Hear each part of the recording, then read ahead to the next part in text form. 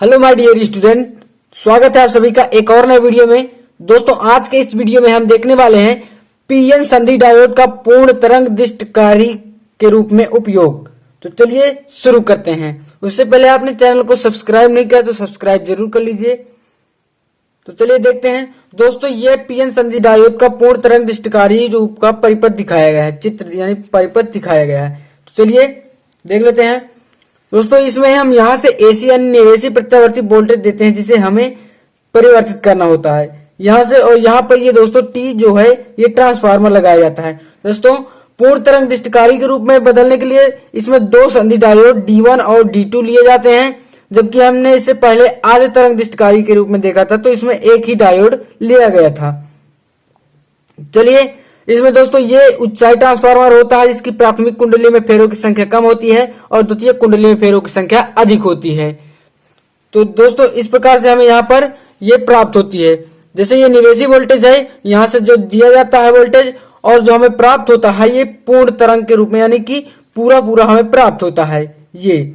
और जो आध तरंग में होता है दोस्तों, तो एक हमें ये यहाँ पर जैसे प्राप्त हो गया और दूसरे में फिर नहीं प्राप्त होता है, फिर तीसरे में प्राप्त होता है, फिर चौथे में नहीं। तो इस प्रकार से वो अर्ध तरंग होता है। और यहाँ पर ये दोस्तों हमें पूरा पूरा मिल रहा है, यानी प्लस प्लस में आ रहा है। तो चलिए इसकी कार्य विधि को देखते हैं हम। क्वेश्चन है हमारा, पीएन संधि डायोड का पूर्ण तरंग दृष्टिकारी के रूप में उपयोग। चलिए, पूर्ण तरंग दृष्टिकरण क्रिया में निवेशी प्रत्यावर्ती वोल्टेज के दोनों अर्ध चक्रों के समय निर्गत धारा एक ही दिशा में प्राप्त होती है।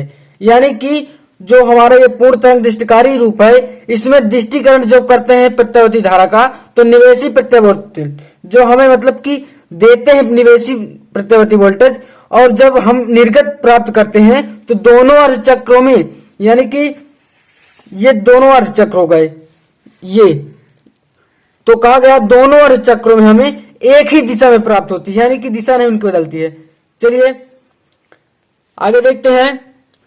इसके लिए दो संधि डायोड D1 व D2 इस प्रकार प्रयुक्त किए जाते हैं, यानी कि इसकी हम कार्य संरचना लिख रहे हैं। तो इसके लिए दो संधि डायोड D1 व D2, यानी D1 और D2 इस प्रकार प्रयुक्त किए जाते हैं कि एक डायोड तरंग के पहले आधे चक्र का तथा दूसरा डायोड तरंग के दूसरे आधे चक्र का दृष्टिकरण करता है। चलिए देखते हैं।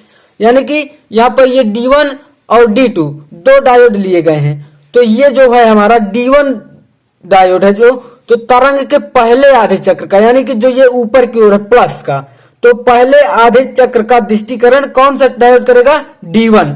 और जो नीचे का है हमारा ये माइनस में, तो इसका जो दृष्टिकरण करेगा वो होगा डायोड D2, यानी कि प्लस के लिए D1 और ये दूसरे वाले के लिए, नीचे के लिए D2 दृष्टिकरण करता है। तो यानी कि अलग अलग करते हैं। चलिए इसकी कार्य विधि देखते हैं।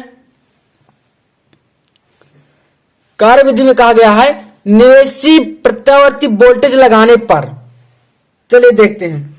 जब यहां से हम निवेशी प्रत्यावर्ती वोल्टेज AC देते हैं, तो यहां से ये ट्रांसफार्मर की प्राथमिक कुंडली पर जैसे देते हैं, तो द्वितीय कुंडली पर भी प्रत्यावर्ती वोल्टेज प्रेरित हो जाता है इस प्रकार से। यहां पर अब ये सिरा दिए हैं, A है और B है, और मध्य बिंदु है हमारा T, यानी ट्रांसफार्मर का ये मध्य बिंदु हो गया। तो जैसे ही प्राथमिक कुंडली पर AC यानी निवेशी प्रत्यावर्ती वोल्टेज लगाया जाता है, तो द्वितीय कुंडली पर भी ट्रांसफार्मर की निवेशी प्रत्यावर्ती वोल्टेज प्रेरित हो जाता है। ये फैराडे का नियम है। आगे देखते हैं। निवेशी प्रत्यावर्ती वोल्टेज लगाने पर पहले आधे चक्र में जब द्वितीय कुंडली का सिरा A, यानी कि ये जो द्वितीय कुंडली है इसका सिरा A T के सापेक्ष धनात्मक तथा B सिरा T के सापेक्ष ऋणात्मक होता है, तो संधि डायोड D1 अग्र अभिनत में होता है, यानी कि फॉरवर्ड बायस में होता है D1, और इससे धारा प्रवाहित होने लगती है। तो चलिए देखते हैं। इसमें कहा गया कार्य विधि में कि जब द्वितीय कुंडली का सिरा A, ये जो सिरा है A हमारा द्वितीय कुंडली का, तो ये टी के सापेक्ष, यानी कि जो मध्य बिंदु टी है इसके सापेक्ष धनात्मक होता है, यानी कि ये पॉजिटिव है जब, तो पी हमारा ए से कनेक्ट हो गया, तो ये जो उसी में कहा गया है, यानी कि पी बिंदु जब हमारा प्लस से कनेक्ट हो जाता है तो अग्र अभिनत में होता है डायोड।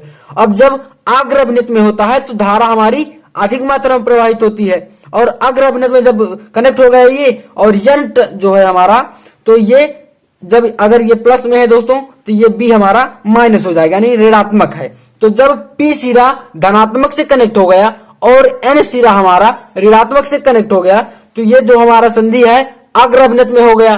तो अग्र अभिनत में धारा सी से डी की ओर प्रवाहित होगी, यानी कि लोड जो हमारा यहाँ पर आर है आर एल, तो यहाँ पर हमें निर्गत वोल्टेज प्राप्त होगा। तो यही यहाँ पर देख सकते हैं पहले आधे चक्र में हमारा ये प्लस की ओर है, ऊपर प्लस की ओर है और नीचे माइनस की ओर है। तो पहले आधे चक्र में यहाँ पर देखेंगे कि ये प्लस की ओर हम जब निवेशी वोल्टेज लगाते हैं यहाँ पर, तो ये हमारा ए सिरा प्लस से कनेक्ट हो गया, टी के सापेक्ष ए धनात्मक पर है और बी ऋणात्मक पर है, तो ये संधि हमारी अग्र अभिनत में होगी और अग्र अभिनत में दोस्तों धारा प्रवाहित होती है। अब आगे देखते हैं, तो एक हमारा ये कार्यविधि हो गई। अब आगे देखते हैं यानी कि दूसरे आधे चक्र के लिए, इसके लिए हम लिखेंगे द्वितीय आधे चक्र के लिए, यानी कि इसमें धारा प्रवाहित होने लगती है। इस समय डायोड D2 पश्च अभिनत में होता है और इससे धारा प्रवाहित नहीं होती है, यानी कि यही कहा गया कि जब हमारा D1 धारा प्रवाहित होती है, यानी जब D1 हमारा अग्र अभिनत में होता है, P जब प्लस से कनेक्ट होगा तो D2 हमारा क्या है माइनस से कनेक्ट हो गया, तो D2 हमारा जो हो जाएगा पश्च अभिनत में हो जाएगा, रिवर्स वायस हो जाएगा, रिवर्स वायस।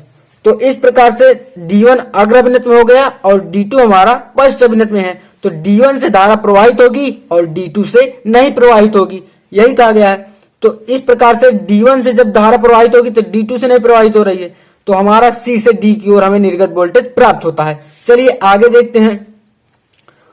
आगे कहा गया है डायोड D1 से हमें लोड प्रतिरोध RL से C से D की ओर धारा प्राप्त होती है। अब आगे लिखेंगे जब कुंडली का सिरा B, यानी कि जो ट्रांसफार्मर की द्वितीय कुंडली है ये, इसका सिरा B T के सापेक्ष धनात्मक में होगा, यानी कि द्वितीय जब अर्ध चक्र होगा, एक अर्ध चक्र हमारा निवेशी वोल्टेज का कंप्लीट हो गया, उसमें हमें ये धारा देखिए यहाँ पर प्राप्त हो गई जैसे। अब अगले चक्र के लिए देखते हैं इसके लिए, तो अब यहाँ पर कहा गया है जब लिखना है आपको, जब द्वितीय कुंडली का सिरा B T के सापेक्ष धनात्मक पर होगा। देखिए ये पहले ऋणात्मक पर था, अब जब ये धनात्मक पर होगा, देखिए तो T के सापेक्ष सिरा कुंडली का B धनात्मक पर होगा और कुंडली का सिरा A ऋणात्मक पर होगा, तो डायोड D2 का सिरा P प्लस से कनेक्ट हो जाएगा। देखिए दोस्तों यहाँ पर, तो ये जो है हमारा अग्र अभिनत में हो जाएगा, यानी कि जब डायोड D2 हमारा अग्र अभिनत में हो जाएगा तो इससे फिर धारा प्रवाहित होने लगेगी, तो ये हमारी C से D की ओर प्रवाहित होगी, तो इसमें भी हमें धारा प्राप्त होगी। तो यही यहाँ पर इसमें भी हमें प्राप्त हो गई, और ये सिरा जो हमारा ये डायोड D2 है, D1 जो है हमारा, ये अब हमारा पश्च अभिनत में हो जाएगा, तो इससे धारा प्रवाहित नहीं होगी। तो यही है यहाँ पर, जब हमारा D1 अग्र अभिनत में था तो D2 पश्च अभिनत में था, और जब D2 हमारा अग्र अभिनत हो जाएगा तो D1 हमारा पश्च अभिनत में हो जाएगा, तो एक कार्य करेगा और एक नहीं करेगा, पर हमें धारा दोनों अर्ध चक्रों में प्राप्त होगी। यही है हमारा दोस्तों पूर्ण तरंग दिष्टकारी रूप। आपको इतना ही लिखना है। तो आशा करता हूं दोस्तों आपको वीडियो पसंद आया होगा। धन्यवाद।